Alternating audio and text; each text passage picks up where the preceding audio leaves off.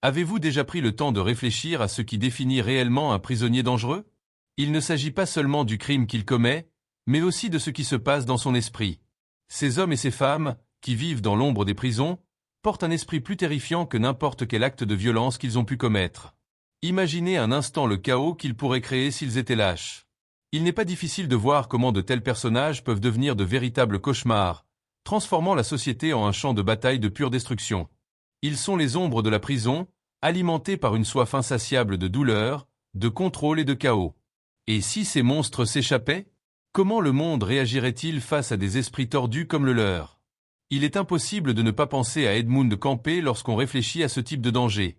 Ces crimes commencent à ne ressembler qu'à une partie du puzzle lorsque l'on réalise la véritable terreur qu'ils représentaient. Campé n'était pas seulement un tueur, c'était un cerveau manipulateur, capable de susciter la peur non seulement chez ses victimes, mais aussi chez les autres prisonniers. Imaginez à quel point votre présence entre les murs d'une prison pourrait transformer la vie des autres détenus. Et s'il était libéré? Que ferait-il là-bas? Son histoire est un aperçu du gouffre psychologique que l'on peut trouver dans l'esprit humain. Mais l'histoire de Campé n'est pas la seule qui vous fera grincer des dents. Attendez d'entendre parler de Joachim Kroll, le cannibale. Edmund Campé, le nom derrière l'une des histoires les plus macabres de l'histoire criminelle. Si ces crimes sont déjà choquants, imaginez la terreur qu'il a semée en prison. Campé n'était pas un simple prisonnier, c'était un manipulateur, un stratège, et pire encore, quelqu'un qui possédait le calme d'un monstre. Depuis son adolescence, ses actes horribles, comme le meurtre de ses propres grands-parents, ont montré qu'il n'avait aucune limite. En prison, sa réputation grandit au point de devenir une légende de la peur. Non seulement il a commis des crimes, mais il est aussi devenu une ombre terrifiante, capable de donner des sueurs froides à n'importe qui a l'idée de croiser son chemin. Ce qui effraie le plus chez Campé, cependant, ce ne sont pas seulement ses actes brutaux, mais aussi sa capacité de manipulation psychologique. Il ne représentait pas seulement une menace physique, mais une présence qui faisait froid dans le dos, même chez les autres criminels. C'était comme s'il avait le pouvoir de lire dans les pensées de ses codétenus, semant la peur par un simple échange de regards. La terreur psychologique qu'il imposait était sans précédent, faisant que même les plus endurcis se sentaient impuissants en sa présence. Si la prison ne pouvait pas le retenir, comment le monde réagirait-il s'il était libéré? Et si vous pensez que c'est l'histoire la plus troublante, attendez de rencontrer Joachim Kroll, le cannibale. Joachim Kroll, un nom qui évoque la véritable essence de l'horreur. Il a non seulement pris la vie de ses victimes, mais les a consumées, devenant ainsi le cauchemar ambulant de toute une ville. Imaginez l'idée macabre de quelqu'un qui considère la chair humaine comme plus savoureuse que n'importe quelle viande du marché. Kroll, le cannibale de Duisbourg, n'était pas seulement un meurtrier, c'était une distorsion morale ambulante, quelqu'un qui transformait l'horreur en obsession. Lorsqu'il était en prison, sa réputation derrière les barreaux était terrifiante. Ce n'était pas le genre d'homme qu'on aurait envie de rencontrer dans un couloir de prison, même dans le noir absolu d'une nuit sans lune. Sa nature cannibale le rendait encore plus terrifiant, comme s'il était une ombre insatiable, prête à dévorer quiconque croisait son chemin. En prison, Kroll était considéré comme une menace psychologique aussi intense que physique. La peur qu'il a suscitée ne venait pas seulement de ses crimes, mais aussi de ce qu'il représentait, la capacité de déformer la moralité et d'agir de manière complètement irrationnelle. Pour les autres prisonniers, il n'était pas seulement un criminel, mais un rappel de ce dont l'esprit humain est capable lorsqu'il est complètement perdu. La tension dans la prison où il était détenu était palpable, comme une lame de couteau sur le point de trancher. Cela nous amène à nous demander, comment aurait-il été reçu dans la société s'il avait été libéré de prison? Et comment le monde réagirait-il face à un autre monstre comme Kroll? Mais cette histoire n'est pas unique, il y a encore Pedrinho Matador, un jeune meurtrier qui a semé la terreur. Pedrinho Matador, un nom qui résonne comme un cri lointain dans les prisons brésiliennes, mais, contrairement à ce que beaucoup pourraient imaginer, ce jeune de 14 ans n'a pas été victime du système. C'était une légende, une véritable incarnation de la terreur. Avec un esprit implacable, Pedrinho a intensifié son parcours de violence rapidement et brutalement, démontrant que, dans la vraie vie, les tueurs les plus cruels peuvent apparaître là où on les attend le moins. Imaginez un adolescent, à l'esprit encore en formation, mais déjà capable de commettre des actes de violence si impitoyables que les prisonniers les plus redoutés tremblaient en entendant son nom. En prison, il n'était pas seulement un détenu, il était une force de la nature, une menace qui faisait se cacher dans l'ombre les plus expérimentés. Ce qui faisait encore plus craindre Pedrinho Matador n'était pas seulement sa violence incontrôlable, mais aussi sa capacité à imposer le respect de manière presque viscérale. Il n'avait pas besoin de crier ou de faire des histoires, sa réputation parlait d'elle-même. Les prisonniers qui avaient commis les crimes les plus horribles tombaient à genoux devant lui, craignant ce qui pourrait arriver s'il s'approchait trop près. La prison, pour lui, était un terrain où sa légende se solidifiait et où la peur devenait sa monnaie d'échange. Mais la question demeure. Que se passerait-il s'il sortait de prison et promenait sa soif de sang dans la rue? Il est temps de parler d'un homme qui, malgré son apparence charismatique, a collectionné quelque chose de bien plus macabre que des victimes, des têtes. Ted Bundy, le maître manipulateur. Ted Bundy est sans aucun doute l'une des figures les plus fascinantes et terrifiantes de la criminologie. Son sourire charmant, son apparence charismatique et sa capacité de manipulation étaient le déguisement parfait pour le monstre qui vivait en lui. Mais ce que peu de gens savent, c'est que derrière cette façade d'homme ordinaire se cachait un prédateur impitoyable, capable d'infiltrer la vie de ses victimes presque imperceptiblement. Bundy n'était pas seulement un tueur, c'était un collectionneur d'âmes, quelqu'un qui, après avoir commis ses crimes, gardait les têtes de ses victimes comme trophées, symbole de contrôle absolu sur sa proie. Ce comportement était non seulement terrifiant, mais révélait également un esprit profondément perturbé, obsédé par le pouvoir.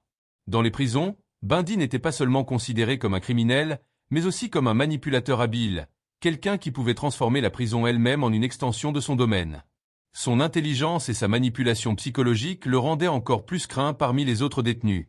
C'était comme s'il possédait une aura de contrôle, où même les plus endurcis au crime se sentaient mal à l'aise en sa présence. Et même en prison, son influence ne cesse de croître. À quoi ressemblerait le monde si cet homme avait la liberté de manipuler les gens autour de lui, sans plus de chaînes ni de portes verrouillées? Mais avant d'explorer ce qui aurait pu arriver, préparez-vous à l'histoire de Luis Garavito, la Bestia, l'un des tueurs en série les plus impitoyables de l'histoire. Luis Garavito, le nom derrière l'un des plus grands cauchemars de l'humanité. Connu sous le nom de la Bestia, Garavito est le tueur en série le plus meurtrier de l'histoire, avec un nombre de victimes supérieur à 400, pour la plupart des enfants. Sa cruauté n'avait pas de limite, et ce qui le rendait encore plus terrifiant était la façon dont il s'approchait de ses victimes, se déguisant en personnes ordinaires pour gagner leur confiance. Mais la véritable horreur résidait dans ses actes. Non seulement il tuait, mais il torturait et maltraitait également ses victimes, un cycle de douleur sans fin qui laissait une trace de souffrance partout où il allait. Le plus inquiétant est de savoir que, même face à sa monstruosité, il peut être libéré après avoir purgé une partie de sa peine, laissant la société dans un état de peur constant. Dans les prisons, Garavito était une figure redoutée. Bien qu'il fût un prisonnier solitaire, sa terrifiante réputation ne le laissait pas tranquille. Les autres prisonniers savaient qu'il n'était pas n'importe quel homme, mais un être calculateur, capable de tromper et de manipuler même les esprits les plus impitoyables. Sa présence à l'intérieur des barreaux générait un sentiment d'alerte constant, comme si quelque chose de terrible était toujours sur le point de se produire. Mais ce qui effraie le plus, c'est qu'au fond, il pourrait être libéré. Imaginez la peur qui se propagerait s'il quittait la prison pour marcher à nouveau parmi nous. Cependant, avant de nous plonger dans cette peur, il est nécessaire de connaître un autre tueur qui, bien qu'il soit devenu célèbre pour son obsession des oiseaux, a également provoqué une terreur indescriptible. Robert Strou, le tueur des canaris. Robert Strou, connu sous le nom de « Canary Killer », a passé la majeure partie de sa vie derrière les barreaux, où son histoire est devenue un mélange complexe de violence et d'obsession. Cependant, ce qui rend sa figure encore plus intrigante n'est pas seulement son passé de crimes brutaux, mais aussi ce qu'il est devenu pendant sa réclusion. Au lieu d'être un personnage complètement méprisable, Strou a développé une passion inattendue pour les oiseaux, plus particulièrement les canaris. Il a passé des années à étudier ces créatures, un comportement que même les autorités pénitentiaires ne pouvaient pas comprendre pleinement. Mais derrière cette obsession, Strou restait un prisonnier très dangereux dont la capacité à manipuler les autres et à exercer un contrôle sur sa prison faisait de lui une figure imposante. Le paradoxe de sa personnalité crée une atmosphère tendue au sein de la prison. Pour certains, c'était un homme qui, malgré sa nature cruelle, semblait avoir trouvé un but, quelque chose qui le distrayait de sa violence intérieure. Pour d'autres, il était encore le tueur impitoyable qui, à un moment donné, montrerait ses vraies couleurs. Sa capacité à manipuler l'environnement qui l'entourait, combinée au pouvoir psychologique qu'il exerçait sur les autres, faisait craindre même les prisonniers les plus imposants. Et tandis qu'il nourrissait ses canaris, il ne pouvait s'empêcher de se demander ce qui se passerait si son obsession se tournait à nouveau vers quelque chose de plus macabre. Mais avant de nous perdre dans cette pensée, il y a un autre homme dont l'histoire d'évasion et de manipulation est encore plus complexe. El Chapo, le maître des évasions. Joaquín El Chapo Guzmán, un nom qui éveille à la fois la peur et la fascination. Célèbre non seulement pour être l'un des trafiquants de drogue les plus puissants au monde, mais aussi pour sa capacité impressionnante à s'évader des prisons à sécurité maximale. Ses évasions ingénieuses, notamment celle impliquant un tunnel souterrain, ont fait de lui une légende à l'intérieur et à l'extérieur des prisons. Ce qui semblait impossible, il a fait avec une précision presque chirurgicale, laissant derrière lui une traînée de chaos et de confusion. Et le plus surprenant? Sa capacité à orchestrer de telles évasions alors qu'il était piégé, comme s'il était le maître d'un jeu dont il avait toujours le contrôle. Cette capacité à manipuler l'environnement qui l'entourait le faisait craindre et respecter les autres prisonniers et même les gardiens de prison. En prison, El Chapo n'était pas seulement un criminel parmi d'autres, il était une figure de pouvoir, une menace constante. Son intelligence et ses capacités de manipulation ont fait de lui un leader, même derrière les barreaux. Son nom était murmuré avec respect, et même ses ennemis savaient qu'il était capable de réaliser l'impossible. Cependant, ce qui le terrifiait le plus était le fait que, même s'il était piégé, il n'avait jamais cessé de planifier sa prochaine évasion. L'idée selon laquelle n'importe qui pouvait échapper à un système carcéral apparemment insurmontable signifiait que tout le monde, prisonniers et autorités, vivait avec le sentiment constant que rien n'était vraiment en sécurité. Et tandis que la prison tentait de l'emprisonner, un autre nom flottait dans l'air, Denny Radé, le tueur du BTK. Denny Radé, le tristement célèbre BTK Killer, n'est pas seulement un tueur. C'est un esprit méticuleux, un manipulateur psychologique par excellence. Sa signature, les détails macabres de ses lettres envoyées aux médias et à la police, ont suscité un sentiment de désespoir tant auprès des autorités que de la société. Radé était un maître de la torture psychologique, ravi de pouvoir garder tout le monde en haleine pendant des années. Son surnom, BTK, signifiait bain, torture, kill, et ses victimes étaient choisies avec la froideur d'un prédateur, faisant de chaque crime une pièce d'un puzzle macabre qu'il aimait reconstituer. Sa capacité à se cacher aussi longtemps, tout en gardant le contrôle du récit à travers ses lettres, montre une puissance psychologique que peu de gens peuvent égaler. Entre les murs de la prison, Denny Radé était un être encore plus énigmatique. Bien qu'il ait été emprisonné, il a continué à se nourrir de sa renommée, conservant un pouvoir psychologique sur les autres, comme si son esprit n'avait jamais été emprisonné. Il n'était pas simplement un prisonnier parmi d'autres, il est devenu une légende vivante, un symbole de contrôle absolu sur l'esprit de ceux qui tentaient de déchiffrer son énigme. Sa nature froide et calculatrice faisait frissonner tout le monde autour de lui, comme s'il ne savait jamais quelle serait la prochaine étape de l'homme qu'il aimait tant manipuler. Et tandis qu'il continuait d'exercer son influence, une autre histoire était sur le point de s'écrire, l'évasion la plus légendaire de l'histoire des prisons, celle d'Alcatraz. Alcatraz, prison à sécurité maximale immortalisée par sa réputation, n'a jamais réussi à s'évader, n'est-ce pas? En 1963, 3 prisonniers, Frank Morris et les frères John et Clarence Anglin, réussissent à accomplir l'impossible, s'évader de la prison la plus gardée de l'histoire des États-Unis. Utilisant des outils improvisés, tels que des cuillères et des couteaux, et créant un radeau avec des imperméables, ils ont laissé les gardes perplexes lorsqu'ils ont réalisé qu'ils avaient disparu sans laisser de traces. Le plus impressionnant? On n'a plus jamais eu de nouvelles d'eux.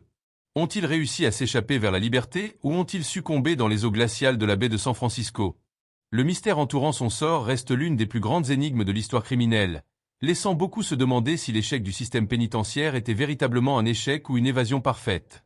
Cette évasion est devenue non seulement un événement historique, mais une légende qui résonne encore comme un symbole d'endurance et de dextérité. Les autorités ont recherché les fugitifs pendant des années, mais en vain. Et même si le monde continue de s'interroger sur ce qui s'est passé cette nuit fatidique, on ne peut ignorer l'impact psychologique de cette évasion. Une prison considérée comme incontournable a été remise en question et la confiance dans le système de sécurité a été profondément ébranlée. Pour beaucoup, cette évasion est devenue une icône de la faillibilité humaine. Mais alors que nous examinons la complexité de cette histoire, la question demeure. Et s'il ne s'était jamais réellement échappé? Ou s'il y a quelque chose de plus sombre derrière ce mystère? Avant de conclure, il y a une autre histoire qui mérite d'être racontée, celle d'un homme qui a terrorisé une nation avec sa cruauté incommensurable, Andreï Chikatilo, le boucher de Rostov. Andreï Chikatilo est le nom qui évoque l'une des histoires de violence les plus horribles de Russie, et sa trajectoire criminelle est un exemple inquiétant de la nature insatiable du mal. Il est responsable d'au moins 53 homicides, un chiffre qui fait encore débat car il en aurait tué beaucoup plus. Chikatilo attirait ses victimes avec des promesses d'aide ou de besoin, avant de se livrer à une violence indescriptible, avec un plaisir malsain de la souffrance humaine. Ce qui rend son histoire encore plus troublante n'est pas seulement la brutalité de ses actes, mais aussi la façon dont il est resté hors de portée des autorités pendant des années. Il savait manipuler son apparence et sa personnalité pour tromper les autres, devenant une ombre que personne ne soupçonnait. Jusqu'à ce que finalement, après des années de terreur, il soit capturé et que son identité comme l'un des plus grands tueurs en série de l'histoire russe soit révélée. À l'intérieur de la prison, la figure de Chikatilo est devenue une légende terrifiante. Il n'était pas simplement un prisonnier parmi d'autres, sa présence a généré un climat de peur et d'inconfort parmi les autres détenus, qui le craignaient non seulement pour sa cruauté, mais aussi pour la capacité de manipulation psychologique dont il faisait preuve même à l'intérieur des barreaux. Son obsession du contrôle et du pouvoir sur les gens, même dans sa réclusion, montrait à quel point sa psychopathie n'avait jamais été complètement apprivoisée. Il est devenu une icône de la violence implacable, son histoire rappelant ce qui peut arriver lorsque quelqu'un cède complètement à l'obscurité. Cependant, l'histoire de Chikatilo ne s'arrête pas là. Au contraire, il ouvre un cycle encore plus profond de mystère et d'horreur, réfléchissant sur la nature du mal dans sa forme la plus pure. Maintenant que vous avez plongé dans les histoires de certains des criminels les plus redoutés et manipulateurs de l'histoire, je vous demande, qu'avez-vous appris sur l'esprit humain? La psychologie derrière leurs actions, la manipulation, la soif insatiable de pouvoir et de contrôle, comment cela s'applique-t-il à vos propres choix? La chose la plus troublante est peut-être de réaliser que, parfois, la frontière entre le mal et la normale peut être plus mince qu'on ne l'imagine. Je vous mets au défi de réfléchir à ce que ces individus nous enseignent sur le comportement humain et plus important encore, à la manière dont vous pouvez utiliser ces connaissances à votre avantage. Comment gérez-vous vos propres choix? Que feriez-vous face au pouvoir de manipuler, ou même d'échapper à une situation impossible? Avant de laisser ce contenu de côté, abonnez-vous à la chaîne et activez les notifications pour continuer à découvrir les limites de l'esprit humain et ce qu'il est capable d'accomplir. La vérité, comme toujours, est plus proche qu'il n'y paraît.